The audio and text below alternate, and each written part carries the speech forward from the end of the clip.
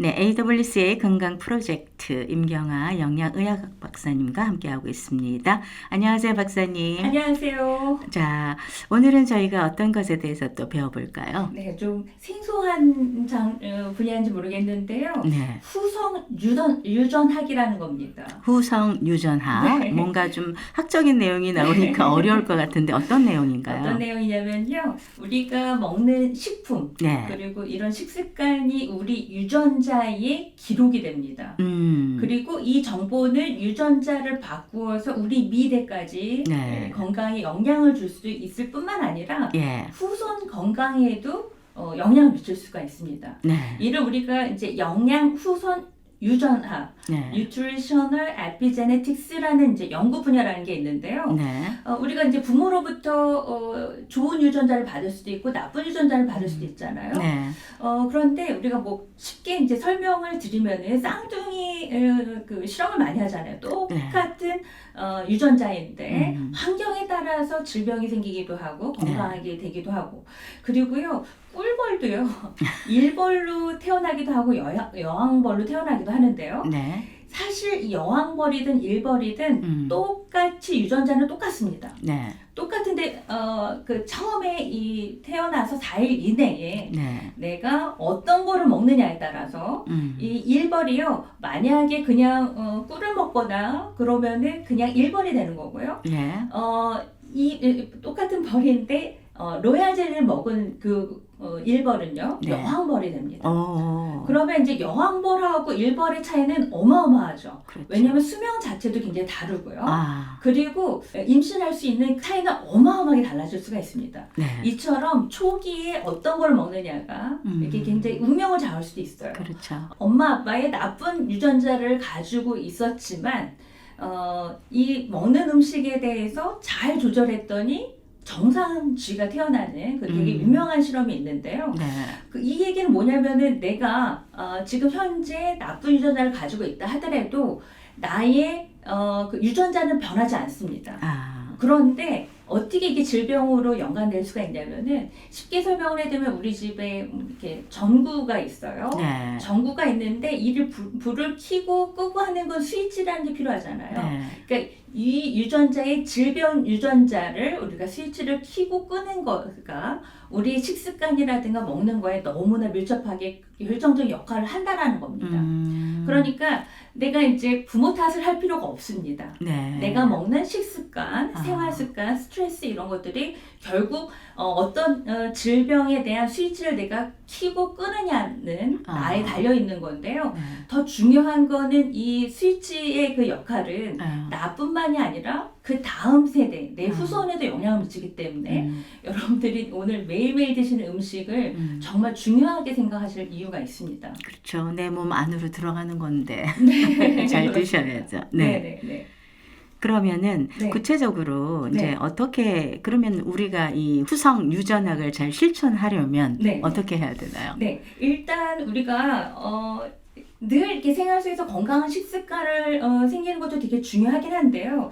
이게 암이 생기는 과정에서요. 네. 환경적인 요인들의 유전자의 스위치에 전사 부위에 네. 영향을 주기 때문에 특히 이를 우리가 DNA 메틸화 현상이라고 하는데요. 네. 이 DNA 메틸화에 포함된 후성 유전학에 대한 네. 그 연구 결과를 이렇게 잘 살펴보면 특히 영양소 중에서 엽산이라는 게 있고 엽산 그리고 바이타민 B 네. 그다음에 녹차, 강황, 베리류 이런 항산화 식품들이 포함된 식품들은요 네. 모두 DNA 메틸화를 포함된 후손 유전학적 기전으로 아, 암 유전자의 스위치를 끈다라는 겁니다. 다시 한번 그게 뭔지. 네, 다시 한번 말씀드리면요 네. 엽산, 바이타민 B, 네. 네, 그리고 녹차, 녹차, 강황, 예. 베리류 하면 뭐 블루베리, 네, 라즈베리, 뭐 스트로베리. 이런 베리, 네, 이런 항산화 식품들이 네.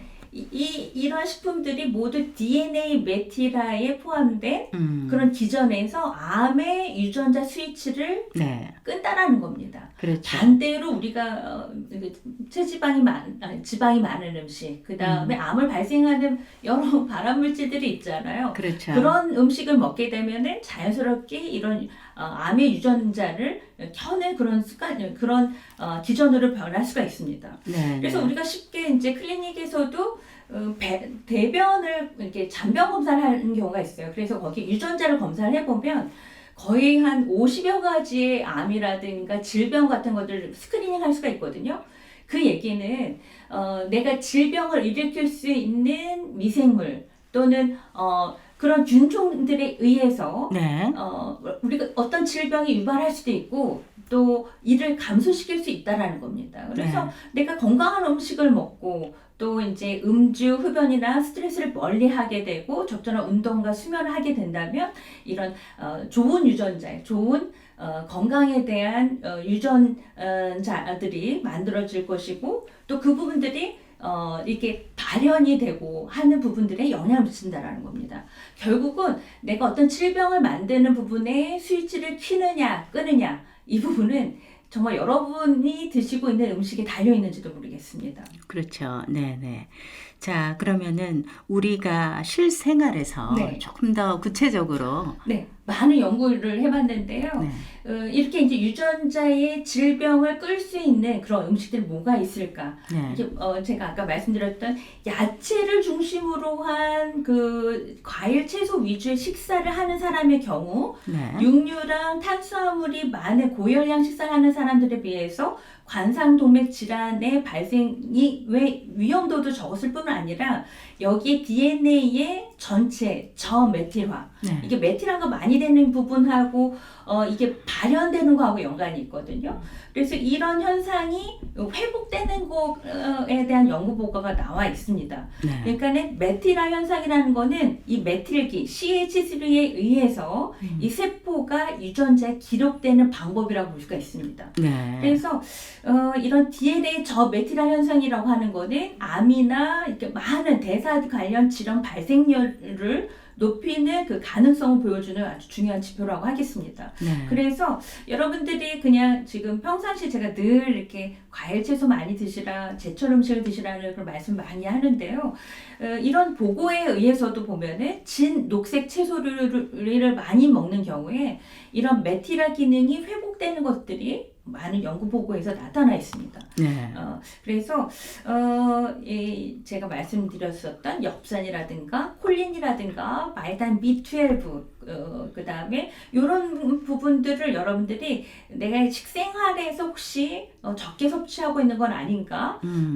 그리고 이제 단백질을 많이 먹으면서 물을 안 먹게 되면은 네. 우리가 이제 암모니아라고 해가지고 질소가 우리 몸에 간에 또 심장에 독성을 줄 수가 있는데요. 오히려 과잉의 단백질을 먹지만 그 물을 충분하게 드시지 않으면 오히려 몸 안에서 좀 독으로 이렇게 될 수가 있습니다. 그래서 네. 우리가 충분히 물을 많이 먹고 있는 건 아닌지도 점검할 필요가 있겠습니다. 네. 자, 내가 먹는 게 나의 미래를 결정한다. 네. 정말 이 후속 유전학이라는 게 부모님께 물려받은 게 있어도 네. 또 여러분께서 현재 드시고 있는 걸 잘하면 바꿀 수 있다는 얘기죠. 굉장히 무서운 얘기입니다. 엄마 아빠 탓할 게 아니고 조상 탓을 할 게 아니고 내가 하고 있는 생활, 습관 네. 그리고 생각이나 이런 부분들도 면밀하게 유전자에 기록되고 있다는 겁니다. 네. 이런 사실을 잘 기억하셔가지고 네. 여러분께서 내가 매일매일 먹는 거를 좀 기억하시고 또 어떤 분들은 기록도 하시더라고요.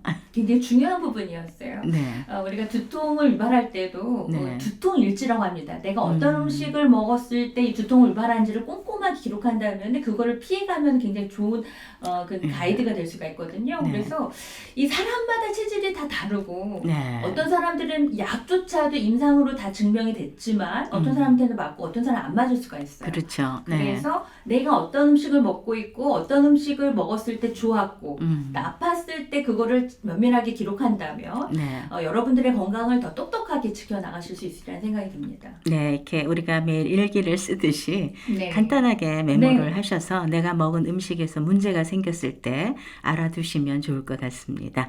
자, 오늘은 후성 유전학이라는 새로운 것에 대해서 알아봤는데요. 여러분이 이제 들으시면서 많은 도움이 됐을 걸로 생각합니다. 오늘은 임경아 영양의학학 박사님과 함께했습니다. 감사합니다. 감사합니다.